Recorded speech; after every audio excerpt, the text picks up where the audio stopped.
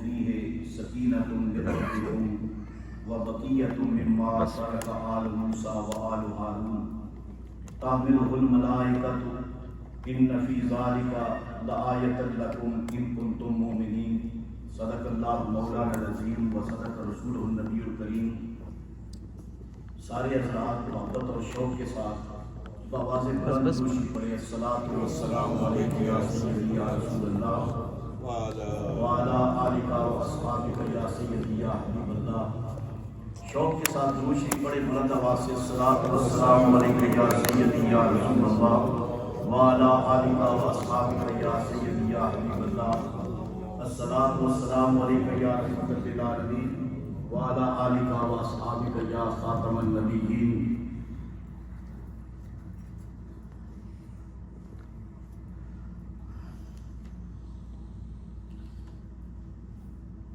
کونین میں بلند ہے رتبہ حسین کا، کونین میں بلند ہے رتبہ حسین کا، کونین میں بلند ہے رتبہ حسین کا، فرش زمین سے عرش تک ہے شورا حسین کا، فرش زمین سے عرش تک ہے شورا حسین کا، بے مثل ہے جہاں میں گھرانہ حسین کا، نبیوں کا تاجدار ہے نانا حسین کا، نبیوں کا تاجدار ہے نانا حسین کا۔ میرے خیال سے جتنے لوگ بیٹھے ہیں آپ سارے اردو سمجھتے ہیں، انگلش تو ساری سن لئی تے ذرا جنوں سمجھ آتی ہے نا سبحان اللہ انہیں ٹائم ہے تھوڑا تے ذرا پیار نال دشت بلا کو عرش کا زینہ بنا دیا، دشت بلا کو عرش کا زینہ بنا دیا، جنگل کو مصطفیٰ کا مدینہ بنا دیا، جنگل کو مصطفیٰ کا مدینہ بنا دیا، ہر ذرے کو نجف کا نگینہ بنا دیا، واہ حسین تو نے مرنے کو جینا بنا دیا، واہ حسین تو نے مرنے کو جینا بنا دیا۔ اللہ پاک کی حمد و ثنا اس کے پیارے محبوب حضور خاتم النبیین صلی اللہ تعالی علیہ وآلہ وسلم کی بارگاہ اقدس انور کے اندر کروڑوں درود و سلام ہدیہ پیش کرنے کے بعد زینت مسند سکارت حضرت قبلہ پیر سید شفیع العالم شاہ صاحب الحسینی، انتہائی عزت و احترام کے لائق جناب حاجی علی رضا القادری، علماء کرام، آپ نے خطاب سنے، ہمارے عزیزوں نے بڑی خوبصورت تقاریر ارشاد فرمائی، نعت شریف کا سلسلہ، میں آپ تمام احباب بالخصوص ہماری اس مسجد کی جو کمیٹی ہے میں ان کو خراج تحسین پیش کرتا ہوں کہ انہوں نے اس مسجد کے اندر آج اتنے خوبصورت پیغام کا اور پروگرام کا اہتمام کیا اور دوستوں کو بلایا، آپ احباب تشریف لائے، اور یہ بہت بڑا ایک عظیم المرتبت فریضہ ہے جو انہوں نے ادا کیا۔ اللہ تعالیٰ امام حسین علیہ السلام کی قربانیوں کا صدقہ سب کو اللہ تعالیٰ دین و دنیا کی عزت عطا فرمائے۔ میں نے قرآن پاک کی آیت مبارکہ تلاوت کی ہے، ذرا آپ توجہ کے ساتھ سنیں گے۔ قرآن پاک نے کہا وَقَالَ لَهُمْ نَبِيُّهُمْ إِنَّ آيَةَ مُلْكِهِ أَن يَأْتِيَكُمُ الطَّابُوتُ فِيهِ سَكِينَةٌ مِّن رَّبِّكُمْ وَبَقِيَّةٌ مِّمَّا تَرَكَ آلُ مُوسَىٰ وَآلُ هَارُونَ۔ بنی اسرائیل پر اللہ نے بڑے انعام کیے، اور بنی اسرائیل دن رات اللہ تعالیٰ کی نعمتیں ان پر نازل ہوتی تھی، نعمتوں پر شکر ادا نہیں کر سکے، کفران نعمت کیا، عذاب مسلط ہو گیا۔ دعا کرو کہ اللہ تعالیٰ نعمتوں پر شکر کی توفیق عطا فرمائے۔ عذاب مسلط ہو گیا، نافرمانی کرنے لگے، جب نافرمانی کرنے لگے دن رات جن پر اللہ کی نعمتیں نازل ہوتی تھی پکے پکائے ان کے لیے کھانے بھی آئے، ان کے لیے اللہ تعالیٰ نے ان کے گناہوں کی معافی کے لیے باب حتا سے گزرنے کے لیے کہا، تو وہ اتنے کھا کھا کے کفران نعمت کر چکے تھے کہ اللہ تعالیٰ نے فرمایا اس دروازے سے گزرو، وَقُولُوا حِطَّةٌ نَغْفِرْ لَكُمْ خَطَايَاكُمْ، اور تم اس دروازہ حتا سے گزرو اور اللہ سے گناہوں کی معافی مانگو۔ تو وہ جدو دروازے تو گزرے وہ تو مذاق اڑا، حتتن کی جگہ حتنتن کہنا شروع کر دیا، پھر عذاب آیا، پھر معافی دی گئی، بار بار معافی دینے کے اللہ تعالیٰ نے ایک بہت بڑی طاقتور قوم عمالقہ کو مسلط کیا۔ ان کو ہر میدان میں کامیابی ملتی تھی لیکن اب کامیابی نہیں مل رہی، اس کی وجہ کیا تھی؟ پھر صدیاں گزر گئی، یہ ناکام بھٹکتے رہے، پھرتے رہے، پھر دوبارہ اللہ کی بارگاہ کے اندر یا اللہ ناکامیاں اب ہمارا مقدر بن گئی ہیں، ایک بار پھر معافی دے دے۔ اللہ نے اپنے نبی کو بھیجا، اور روایات کے اندر تفاسیر کے اندر ہے کہ حضرت سموئیل علیہ السلام کو بھیجا، ان کا نام یہ لکھا ہے۔ وہ آئے، انہوں نے کہا کہ اب اللہ تعالیٰ تمہیں دوبارہ سے کامیابی عطا کرے گا۔ تو یہ کہنے لگے کیسے کامیابی ملے گی؟ انہوں نے کہا تمہیں پتہ ہے تمہاری ناکامیوں کا راز کیا ہے؟ تو کہنے لگے کیا راز ہے؟ انہوں نے کہا تمہارے پاس ایک تابوت سکینہ تھا۔ یہ تابوت سکینہ کیا ہے؟ وقت تھوڑا ہے، حضرت آدم علیہ السلام سے لے کر بنی اسرائیل تک ایک صندوق آ رہا تھا جس کے اندر مختلف قسم کے تبرکات تھے۔ جنت سے حضرت آدم علیہ السلام آئے تو ان کے لیے نازل کیا گیا، پھر بھی چلتا چلتا انبیاء اور ان کے تبرکات اس کے اندر موجود تھے۔ بنی اسرائیل کے پاس آیا، جب بنی اسرائیل کے پاس آیا تو ہر میدان کے اندر جب انہیں فتح کی ضرورت پڑتی یہ تابوت سکینہ کو سامنے رکھتے، دعا مانگتے۔ اللہ تعالیٰ ان کی خطاؤں کو نہیں دیکھتا تھا، تابوت سکینہ کی وجہ سے ان کو معاف کر دیتا تھا۔ سبحان اللہ۔ اتنی نافرمانیوں کے باوجود جب انہیں ضرورت پڑتی یہ تابوت سکینہ کا واسطہ دیتے تو اس کے صدقے میں اللہ تعالیٰ انہیں کامیابی عطا کرتا۔ جب قوم عمالقہ ان پر مسلط ہوئی وہ ان سے یہ صندوق چھین کر لے گئے، جب چھین کر لے گئے یہ پھر برباد ہو گئے۔ اور انہوں نے کیا کیا؟ انہوں نے جا کر وہ صندوق، نافرمان وہ بھی ایک بہت بڑی قوم تھی، انہوں نے جا کر صندوق ایک ایسی جگہ پر رکھا جو نامناسب جگہ تھی۔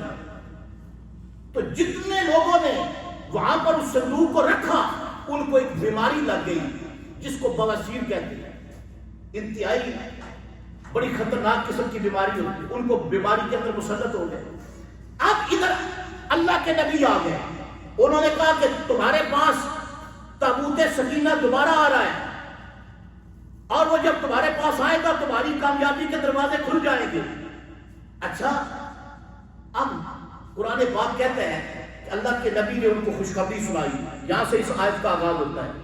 اللہ کے نبی فرمانے لگے اے بنی اسرائیل وقال لهم نبيهم ان آیت ملکه ان یاتیکم الطابوت فیہ سکینۃ من ربکم وبقیۃ مما ترک آل موسیٰ وآل ہارون، تمہارے پاس تابوت سکینہ آ رہا ہے، تمہارے پاس وہ صندوق آ رہا ہے، فرشتے اس کو اٹھا کر لا رہے ہیں۔ جب تمہارے پاس وہ آ جائے گا تو تمہاری فتح کے دروازے کھل جائیں گے۔ اور آپ کو ذرا سبحان اللہ، اجے میں تو گل سمجھائی کو نہیں، لیکن بغیر سمجھ تو ذرا سبحان اللہ آپ کو.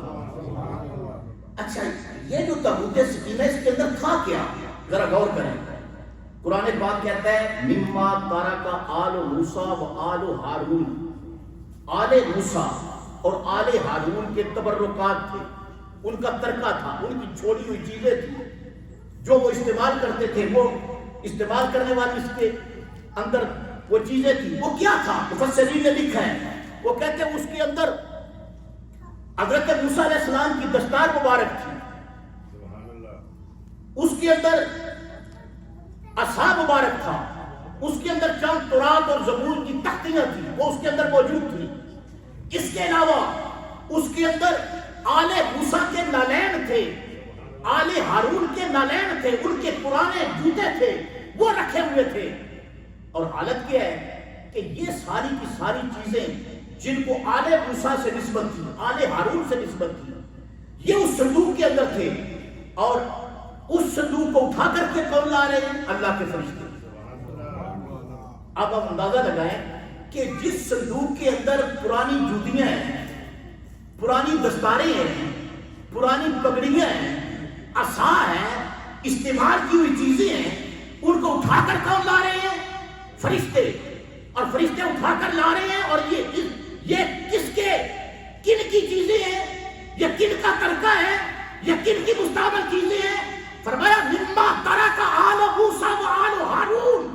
یہ آل موسیٰ اور آل ہارون یہ ان کے جسم کے ساتھ مس ہونے والی چیزیں ہیں جو اس کے اندر موجود ہیں. اور شان یہ ہے کہ ان کو اللہ کے فرشتے تحمل الملائکہ، اللہ کے فرشتے اٹھا کر لا رہے ہیں. میں کہتا ہوں صدقے جاؤں، ذرا غور تو کریں. یہ آل محمد کا ذکر نہیں ہو رہا، یہ آل موسیٰ کا ذکر ہو رہا ہے، یہ آل ہارون کا ذکر ہو رہا ہے. آل موسیٰ، آل ہارون، ان کی جوتیوں والا صندوق فرشتے اٹھا کر لا رہے ہیں. اگر ان کی جوتیاں، ان کی دستاریں، ان کی پگڑیاں، ان کی مستقبل چیزیں، ان کی شان یہ ہے کہ ان کو فرشتے اٹھا کر لاتے ہیں. اگر ان کے نالین کی بھی شان ہے تو آل محمد کا کیا مقام ہوگا؟ آپ ذرا غور کریں. یہ آل ہارون ہے، آل موسیٰ ہے، ان کی یہ شان ہے کہ اس صندوق کے اندر جو باقیات ہیں ان کو سامنے رکھا جاتا ہے، دعا مانگی جاتی ہے، اللہ فتح دیتا ہے. اور ایک بات کو آپ نے غور نہیں کیا، اور غور کرتے تو اتنی ڈھیلی آپ سبحان اللہ کبھی نہ کہتے. یہ آل موسیٰ کا واسطہ نہیں دے رہے تھے دشمنوں پر کامیابی کے لیے، آل موسیٰ کا واسطہ نہیں دے رہے تھے، آل ہارون کا واسطہ بھی نہیں دے رہے تھے. یہ واسطہ دے رہے تھے بقیۃ مما ترک، اس ترکے کا واسطہ دے رہے تھے. او بابا، اگر آل موسیٰ، آل ہارون کے تبرکات کی یہ شان ہے، ان کا واسطہ دیا جائے، اللہ کامیابی کے دروازے کھول دیتا ہے. اگر آل موسیٰ کا یہ مقام ہے تو آل محمد کی کیا شان ہے؟ جن صبح سمجھ آئیے ذرا زور بنا کے ساتھ. اور یہ تبرکات کیا ہیں؟ ذرا غور کریں. تبرکات یہ ہے کہ جو وہ کپڑے جو ان کے وجود کے ساتھ مس ہوتے ہیں، آل موسیٰ جو قمیض پہنتے تھے، جو ان کی دستاریں تھیں، اب ان کے جسم کے ساتھ نہیں تھی، اب یہ صندوق کے اندر تھی، ان سے جدا ہو چکی تھی. لیکن اگر ہم آل محمد کی بات کریں تو آل محمد کے تبرکات تو تبرکات رہے. ہم تبرکات کی بات نہیں کر رہے، ہم آل محمد کی بات کر رہے ہیں، مصطفیٰ کی اولاد کی بات کر رہے ہیں. ہم حسن کی بات کر رہے ہیں، ہم حسین کی بات کر رہے ہیں، ہم زہرا کی بات کر رہے ہیں، ہم علی کی بات کر رہے ہیں. اور یہ کیا ہے؟ علی کون ہے؟ حسن کون ہے؟ زہرا کون ہے؟ حسین کون ہے؟ بابا ان کی شان یہ ہے. پاک رسول فرماتے ہیں، فرمایا لوگوں، حسین منی وانا من الحسین، حسین مجھ سے ہے اور میں حسین سے. یہ خون رسول ہے. اور زہرا کیا ہے؟ فرمایا بضعۃ منی، یہ میرے جگر کا ٹکڑا ہے. علی کون ہے؟ فرمایا علی الکنفسی، علی میری جان ہے. اور ان پر اگر غور کریں تو پھر پتہ چلتا ہے کہ بعض لوگ تو سمجھتے ہیں کہ آل موسیٰ کا، آل محمد، حضور کی آل، حضور کی اہل بیت، ان کا مقام و مرتبہ عام جس طرح ولیوں کی اولاد ہوتی ہے، عام نیک لوگوں کی اولاد ہوتی ہے، نہیں، ان کا ایمان کے ساتھ تعلق ہے، ہماری ایمانیات کے ساتھ ان کا تعلق ہے۔ میں نے پہلے بتایا نا کہ بندے کو تعارف ہی نہیں ہے، وہ پوچھ رہا ہے کہ آج امام حسین تشریف لائیں گے یہاں پر، وہ آ رہے ہیں۔ بابا ذرا غور کریں، پاک رسول صلی اللہ علیہ وسلم نے اہل بیت کی شان کو بیان کیا۔ حضرت عبداللہ ابن عباس راوی ہیں، مستدرک کی حاکم کے اندر امام حاکم یہ حدیث لے کر آئے، آپ فرماتے ہیں، عبداللہ ابن عباس فرماتے ہیں، حضور صلی اللہ علیہ وسلم سے میں نے خود سنا کہ نبی پاک نے فرمایا، سرکار نے فرمایا، لوگوں ان رجلا صعد بین الرکن والمقام صلی وصام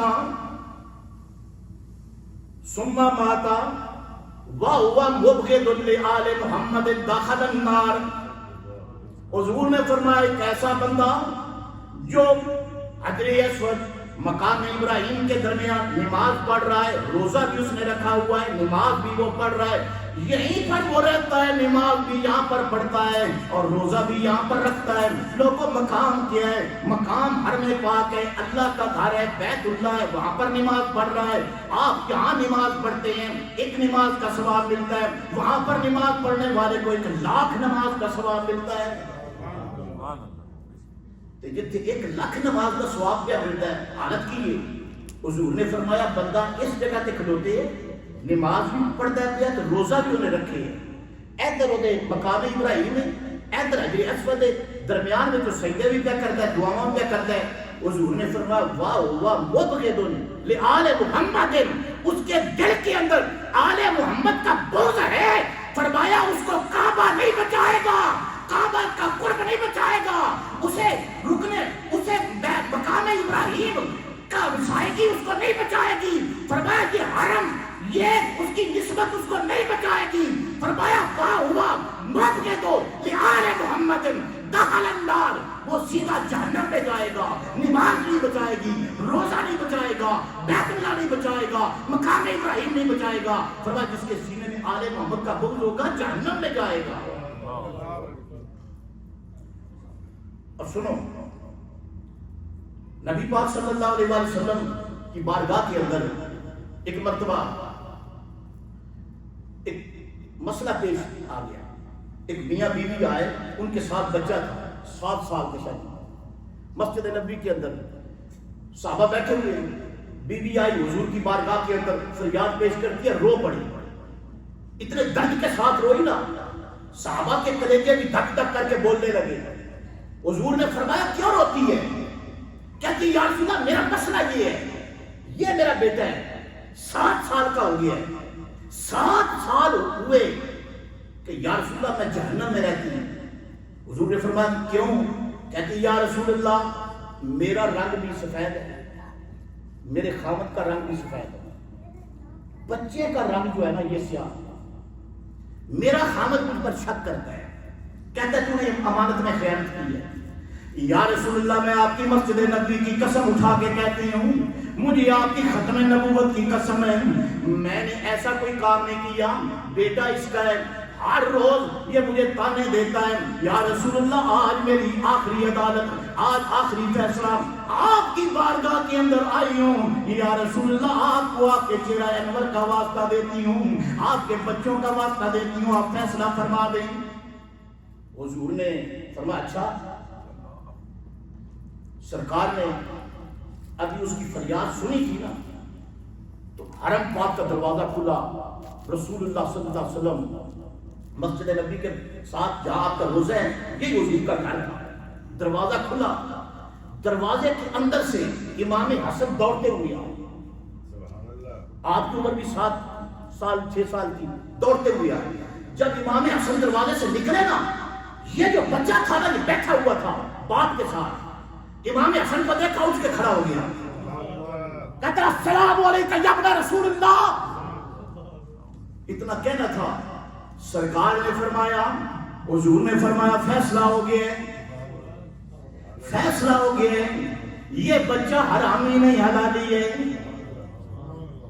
عرض کرنے لگا، خامد کہنے لگا یا رسول اللہ گواہی لی کوئی نہیں، شہادت لی کوئی نہیں، فیصلہ ہو گیا ہے، صحابہ بھی بڑے حیران ہیں، یا رسول اللہ کسی رشتہ دار کو بلاتے ہیں، محلے دار کو بلاتے ہیں، قریبی کو بلاتے ہیں، اس کے کردار کے بارے میں پوچھتے ہیں۔ حضور نے فرمایا تم نے دیکھا نہیں، میرا شہزادہ جب دروازہ کھول کے آیا ہے یہ کھڑا ہو گیا ہے، اس نے تعظیم بھی کی ہے، میری آل پہ سلام بھی پڑھا ہے۔ حضور نے فرمایا لوگوں میں قیامت تک ایک دستور بنا کے جا رہا ہوں، جو حلالی ہوگا میری آل پر سلام بھی پڑھے گا، میری آل کی عزت بھی کرے گا۔ حضور نے فرمایا میرے صحابہ، حرامی کبھی میری آل پر درود نہیں پڑھے گا، حرامی میری آل کی تعظیم نہیں کرے گا، میری آل کی تعظیم وہ کرے گا جو حلالی ہوگا۔ امریکہ میں آ کر منقبتیں پڑھی جا رہی ہیں، امریکہ میں آ کر تقریریں کی جا رہی ہیں، اتنی خوبصورت۔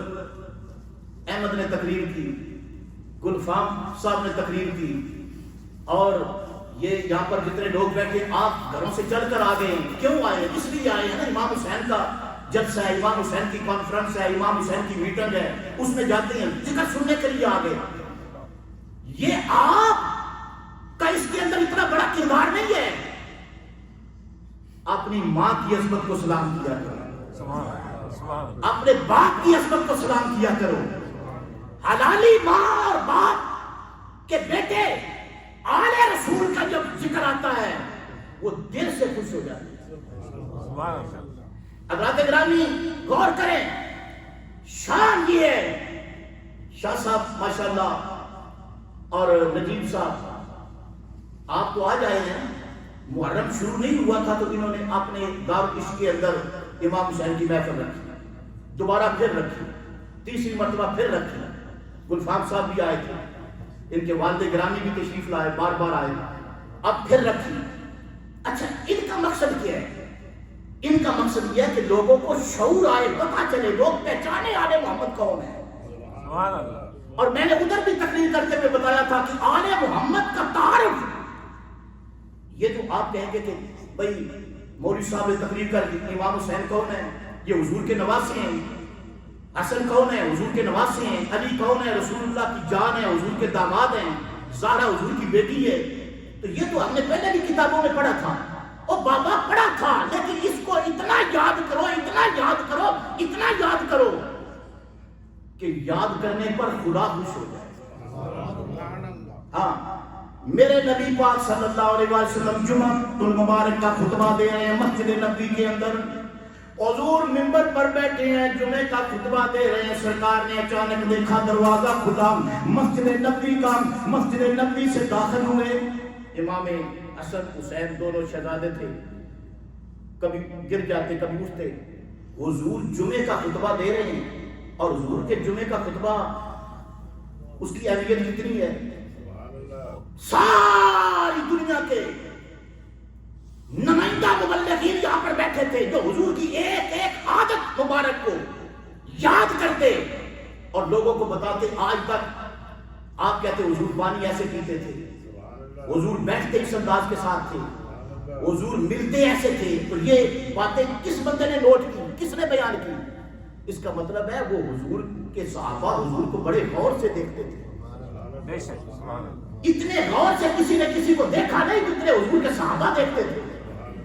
بھائی حضور کی داڑھی مبارک کے اندر بال کتنے سفید تھے، یہ بھی صحابہ نے بتایا۔ سر مبارک کے اندر بال کتنے سفید تھے، یہ بھی صحابہ نے بتایا۔ تو خود غور کریں کہ جو حضور سے کتنا پیار ہوگا، وہ نہ دیکھا سارے صحابہ۔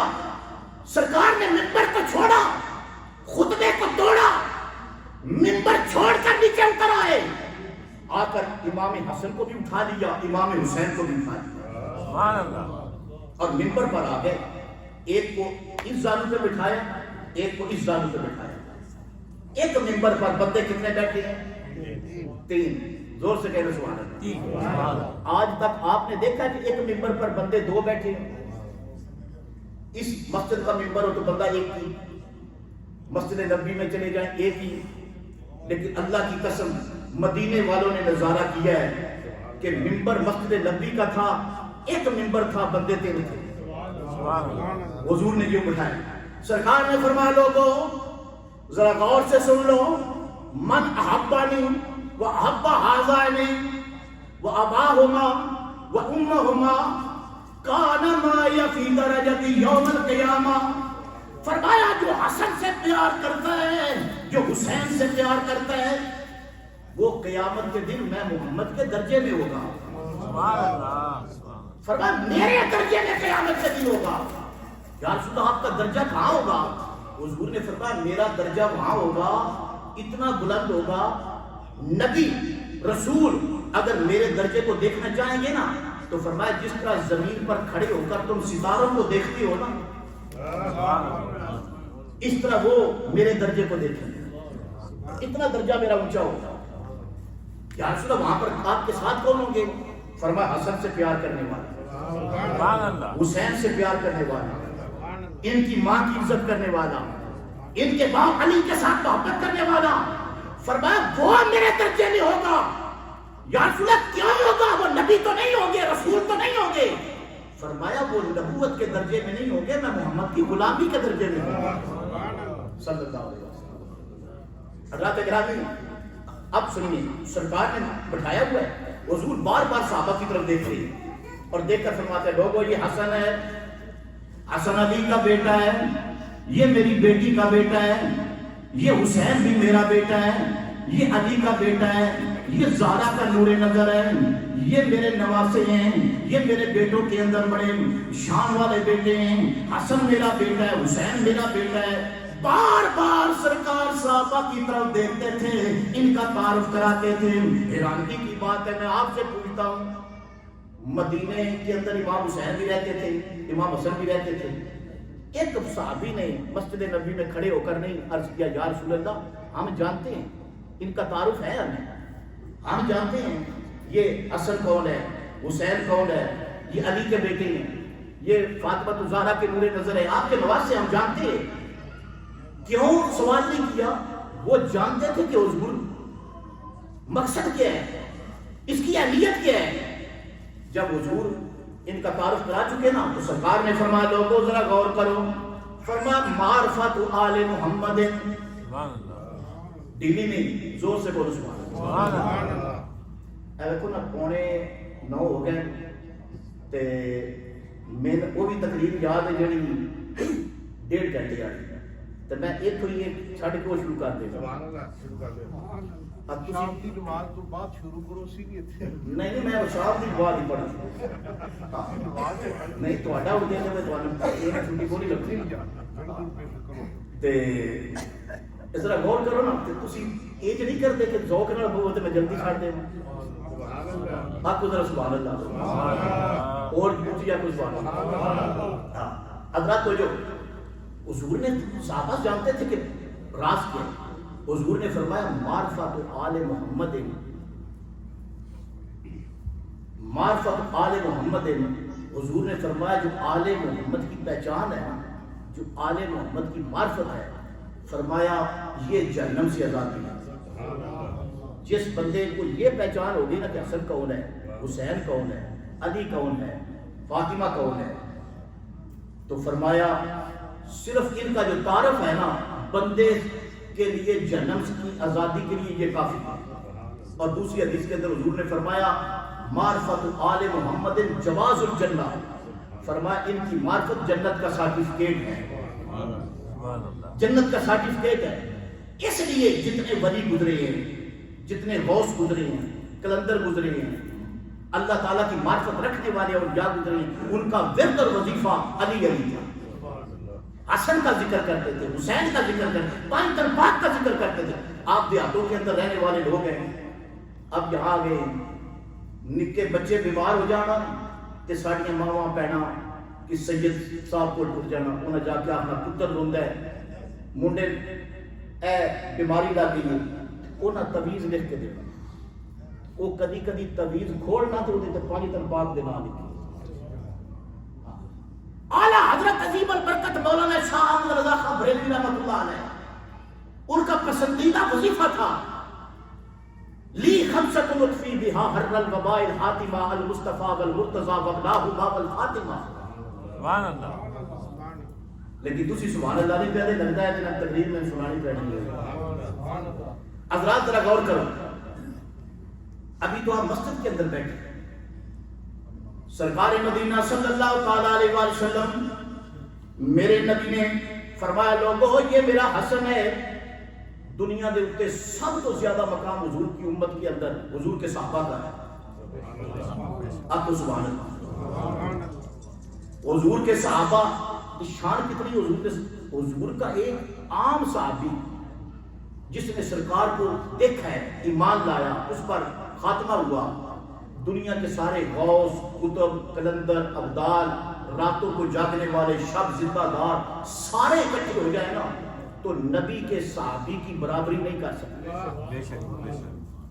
برابری نہیں کر سکتے. عبادت اس مقام تک نہیں پہنچائے گی. 1000 سال کو عبادت کرتا رہے، ساری امت میں صحابہ افضل ہیں، لیکن میں ایک بات آپ سے پوچھتا ہوں، جو امت میں سب سے افضل ہے ان کی شان کیا ہے؟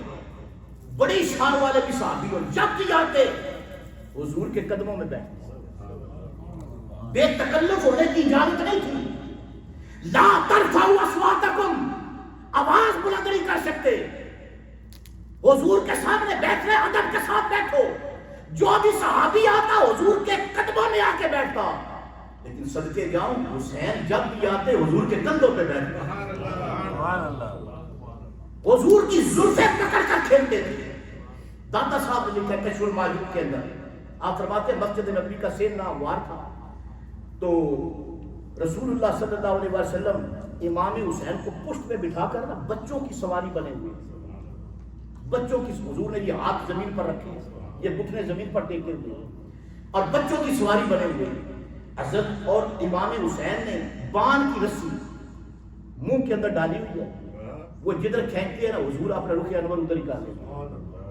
شاہ جی دل پر ہی موقوف نہیں، ہر شے پہ تصرف ہے ان کا، کونین کا رخ پھر جاتا ہے جب زلف سنوارا کرتے ہیں.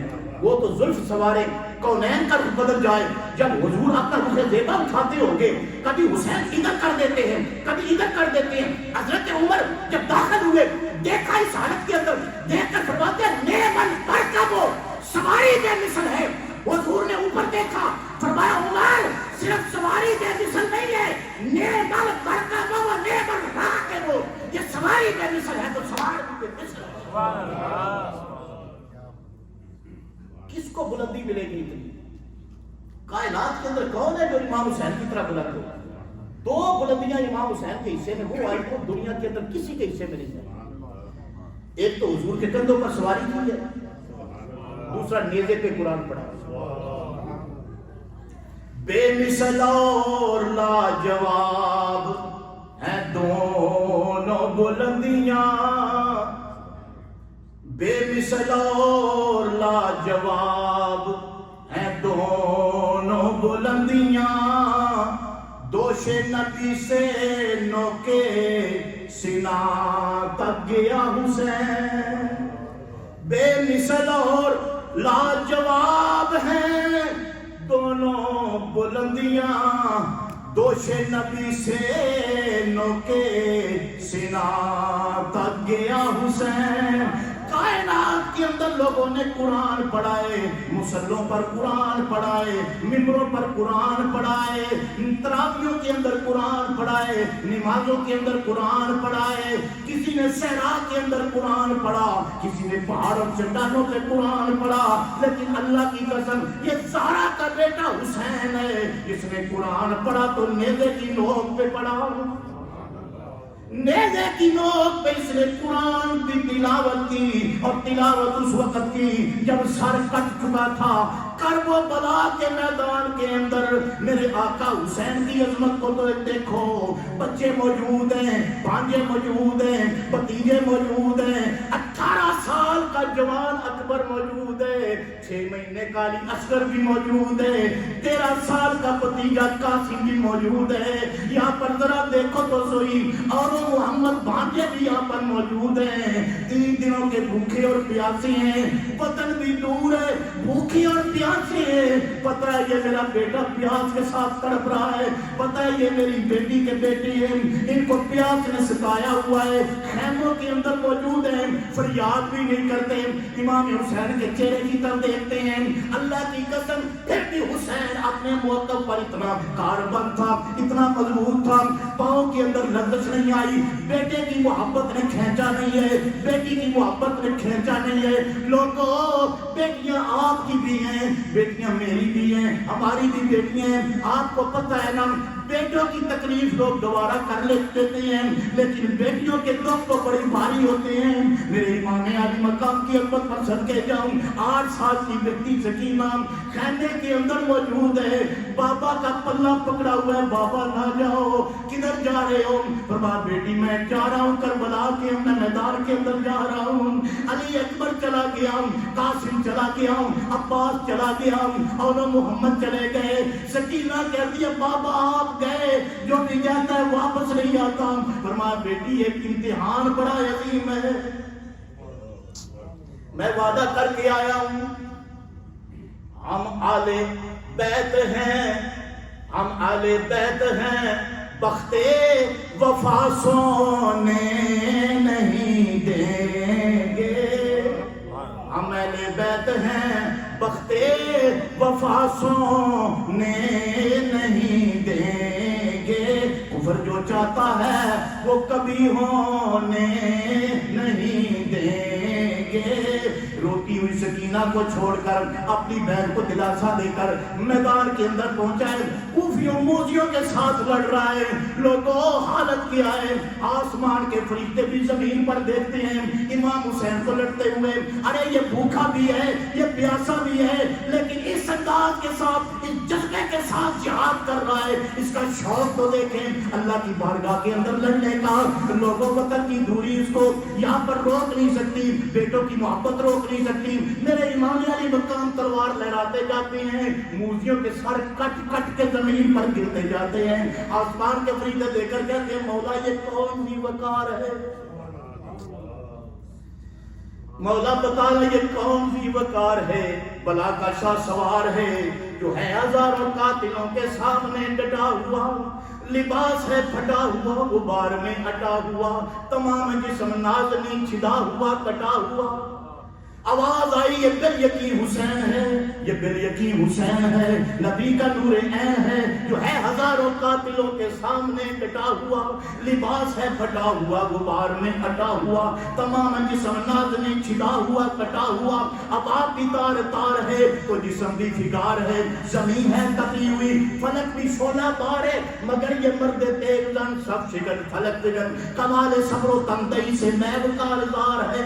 उधर सिपाही शाम है, हजार इंतजाम है, उधर शकील तमाम है, इधर फक्त इमाम है, मगर अजीब शान है, गजब की आन बान है। जिधर उठी है तेग बस खुदा का नाम है, एक ही आवाज आती है ये बिल यकीन हुसैन है, ये बिल यकीन हुसैन है, ये बिल यकीन हुसैन है, नबी का नूर ऐन है। सजदे की हालत के अंदर सिनान इब्ने अनस कूफी ने नेज़ा मारा, शिबर ने तलवार मारी, मेरे इमाम का सर कट गया। लोगों मर्दों के साथ वाक़यात होते रहते हैं। इमाम का जब सर कट गया, नेज़े की नोक पे उठा दिया गया, खैमों को आग लगा दी गई। छोटे छोटे बच्चे हैं, ये खैमा जलता है दूसरे खैमे में चले जाते हैं, दूसरा जलता है तीसरे खैमे में चले जाते हैं। छोटी सकीना मदीने की तरफ मुंह करके कहती है या रसूल अल्लाह, मदीने की तरफ मुंह करके अपने नाना को याद करती है, कहती है या रसूल अल्लाह, तूने बचाया था खल्क को दोज़ख की आग से, तूने बचाया था खल्क को दोज़ख की आग से। आए अफसोस तेरी आल के खैमे भी जल गए। नाना जिनके लिए रातों को दुआएं किया करते थे, जिनके लिए रातों को सजदे किया करते थे, जिनके लिए आपके आंसू टप टप करके जमीन पर गिरा करते थे, नाना देखो ना आपके नवाज से कोई उन्हें शहीद कर दिया है। हुसैन खून की आवाज को पहन कर करबला के मैदान के अंदर लेटा हुआ है। नाना तूने बचाया था खल्क को دوزخ کی آگ سے، تو نے بچایا تھا خلق کو دوزخ کی آگ سے، تو نے بچایا تھا خلق کو دوزخ کی آگ سے، آئے افسوس تیری آل کے خیمے بھی جل گئے، آئے افسوس تیری آل کے خیمے بھی جل گئے۔ امام زہر اللہ عابدین کو کڑیاں پہنائی گئی، بیویوں کو قیدی کیا گیا، ستم ایک ایک سطر کربلا کی ایمان والوں کے لیے سننا مشکل ہو جاتی ہے۔ چونکہ وقت کم ہے، میرا دل کرتا تھا کہ میں آپ کے سامنے فضائل میں، مسائل میں، اہل بیت کی اہمیت میں آپ کو بتاؤں۔ میرے بھائیوں، اہل بیت کو یاد رکھو، حضور کی اولاد سے پیار کرو۔ سرکار نے فرمایا میری اہل بیت کی محبت 7 مشکل مقام پر تمہارے کام آئے۔ ہاں، حضور نے فرمایا 7 مشکل مقامات ہیں جہاں پر میری اہل بیت کی محبت کام آئے گی۔ حضور کی حدیث ہے، حضور نے فرمایا حب آل بیتی نافع فی سبع مواطن احوالہن عظیمۃ، 7 مقام ایسے ہیں میری اولاد کی محبت تمہارے کام آئے گی۔ پہلا، حضور نے فرمایا عند الموت، جب بندہ مرن لگتا ہے نا تو اس ویلے جڑی اس کو دی حالت ہوتی ہے، حضور نے فرمایا موت کے وقت آسانی سے اس کی موت اس طرح جس طرح مکھن سے بال نکالا جاتا ہے۔ عند القبر سارے چھوڑ کے آ جاتی ہیں۔ فرمایا آل محمد کے ساتھ محبت کرنے والی کی قبر روشن ہوگی۔ جب محشر میں اٹھیں گے لوگ پریشان ہوں گے، فرمایا محشر کے دن میری آل کے ساتھ محبت کرنے والا اٹھے گا تو خوش ہوگا۔ عند الحساب، جب حساب ہو رہا ہوگا، عند الکتاب، جب کتاب تقسیم کی جا رہی ہوگی، فرمایا اس کو نامہ اعمال دائیں ہاتھ میں ملے گا۔ اور فرمایا عند الصراط، پل صراط سے جب گزرے گا، عند المیزان، جب وزن کیا جا رہا ہوگا۔ یہ 7 مشکل مقام ہیں۔ حضور نے فرمایا میری آل کی محبت کام آئے گی۔ حضور کے ساتھ محبت کرو، حضور کی آل کے ساتھ محبت کرو، یہ ایمان کے لیے ضروری ہے۔ 2.5 فٹ تھلے جانا ہے نا تو جانا نہیں، لگ پتہ جانا ہے۔ جنہاں آل نال پیار کیتا ہے تے جنہاں آل اتنے تلوار چلائیے انہاں پتہ لگ جائے گا، اکھاں کھل جانگیاں۔ اللہ پاک ہمیں عمل کی توفیق عطا فرمائے، ان سے محبت عطا فرمائے۔ کی محمد سے وفا تو نے تو ہم تیرے ہیں، یہ جہاں چیز ہے کیا لوح و قلم تیرے ہیں۔ اب نماز کا وقت ہونے والا ہے، جنہوں نے وضو بنانا ہے وضو کر لیں، اور حافظ الفام صاحب جماعت انشاءاللہ کرائیں گے آج، اور اس کے بعد انشاءاللہ نماز کے بعد لنگر شریف یا پہلے لنگر شریف نماز کے بعد انشاءاللہ نماز پڑھتے ہیں۔ اب وضو آپ کر لیں تو پھر نماز پڑھتے ہیں، نماز پڑھ کے